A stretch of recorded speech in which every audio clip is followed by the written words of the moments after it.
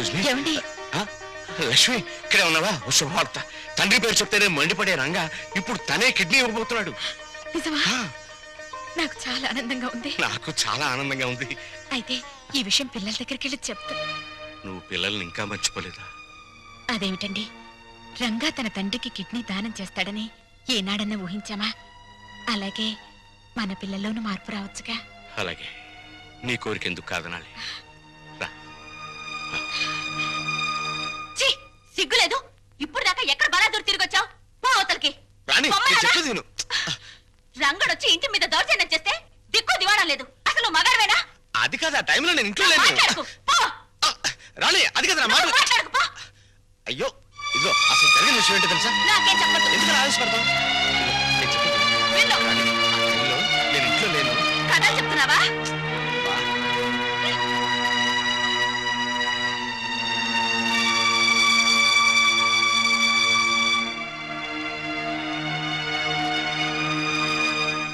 వచ్చేసారు అత్తయ్య.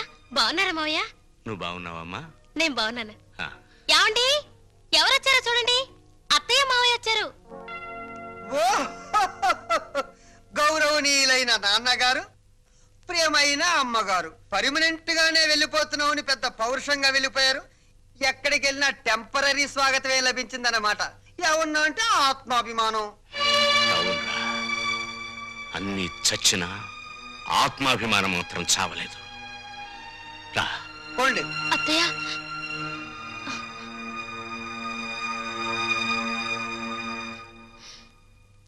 నీలాంటి కొడుకుని పురిట్లోనే వడ్లగిన చేసి చంపాలరా నీచుడా.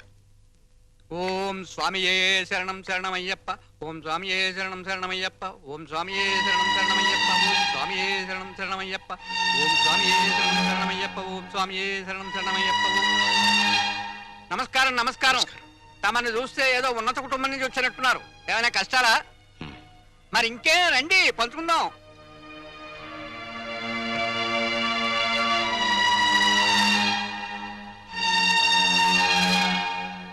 రఘురామయ్య గారు, మీరు చెప్పిన దాన్ని బట్టి మీ కొడుకులు ఒట్టి బుద్ధి లేని వాళ్ళు అని తేలిపోయింది.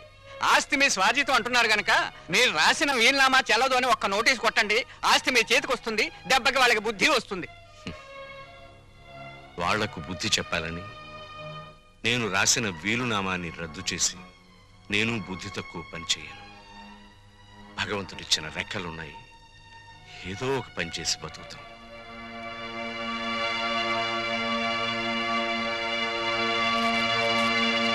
కొడుకులకు ఆస్తి పంచాల్సి వస్తే ఏ తండ్రైనా తన వాటా ఏమిటో ఖచ్చితంగా తెలుసుకోవాలమ్మా.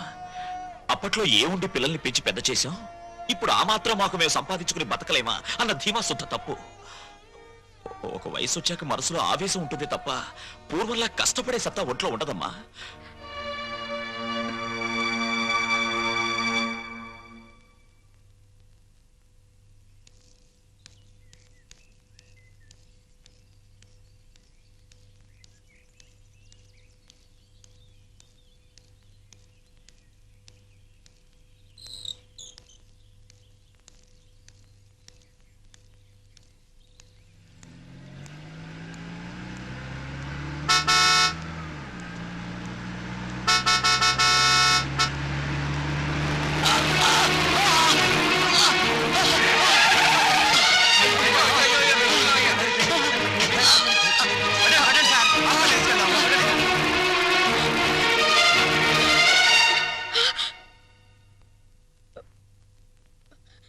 పెద్దోడా, అమ్మ లలిత,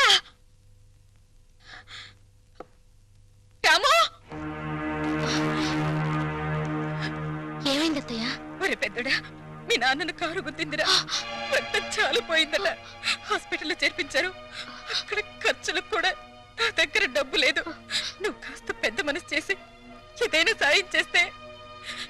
అమ్మా, నువ్వైనా చెప్పమ్మా. ఏమండి, ఇదేం చేస్తుందమ్మా? పద, నేనే హాస్పిటల్కి వస్తాను. నువ్వే వస్తావా? రారా.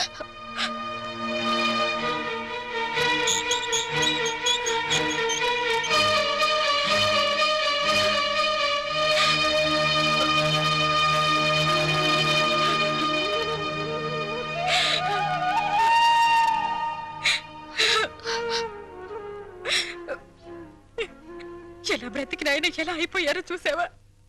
కళ్ళు తెరిచి చూడండి. ఏమండి ఏమండి ఏమండి? డాక్టర్, ఆయనకేమి కాదు కదా? స్పృహ వచ్చేంత వరకు ఏమీ చెప్పలేము. అయ్యో, అంతవరకు మీరు ఆయన డిస్టర్బ్ చేయకుండా ఉంటే బెటర్. అమ్మా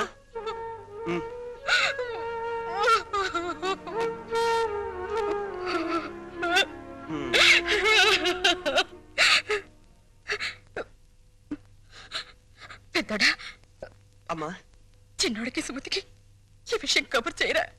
అలాగేనమ్మా. రాణి, రాణి, ఏంటండి? పెద్దాడు ఫోన్ చేశాడు. ఏంటంట?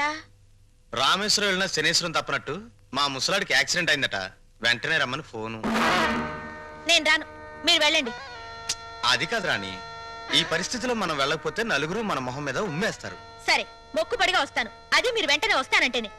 సర్లే పద. అమ్మా, ఒరే చిన్నోడా, మీ నాన్నగారి పరిస్థితి చూసావా? ఈ ఊళ్ళో మంచి డాక్టర్కి చూపించి మీ నాన్నగారికి నయం చేయించరా? తప్పకుండా అమ్మా.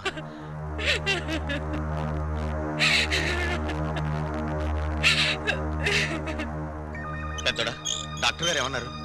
ఇది ప్రయోజనం లేని కేసు అన్నాడు రా. అసలు ఏం జరిగిందిరా? నాన్న ఏదో ఆఫీస్కి ఉద్యోగం కోసం వెళ్ళాట, తిరిగి వస్తుంటే యాక్సిడెంట్ అయింది. ఉద్యోగానికా? మన బతుకులు బజార్ పాలు చేయడానికి తప్పితే ఈ వయసులో ఆయనకు ఉద్యోగాలు ఎందుకురా? సార్, ఈ మందులు పట్టండి. ఇదిగో.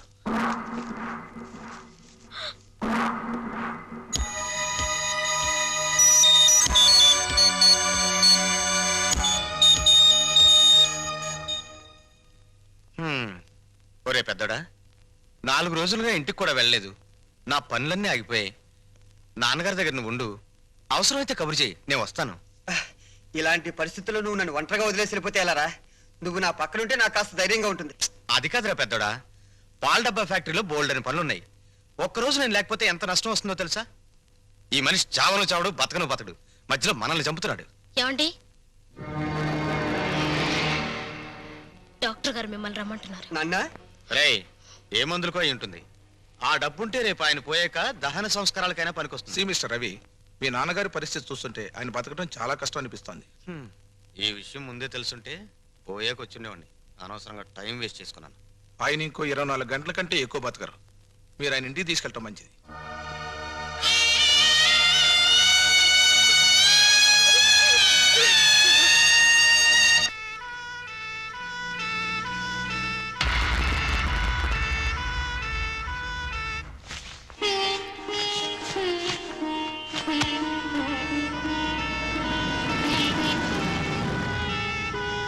అదిగో మీ నాన్నగారు వచ్చారు.